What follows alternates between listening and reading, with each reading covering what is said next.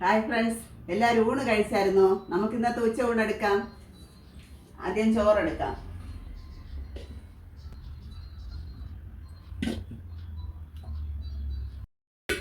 കറിക്ക് പരിപ്പ് കറി വെച്ചിട്ടുണ്ട്, അതൊഴിക്കാം. ബീട്രൂട്ട് തോരൻ വെച്ചിട്ടുണ്ട്, അതിൽ നിന്ന് വയ്ക്കാം.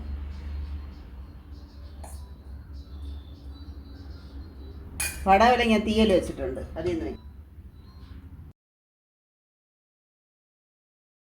ചൂരമീൻ കൂട്ടാൻ വെച്ചതുണ്ട്, അത് വയ്ക്കാം.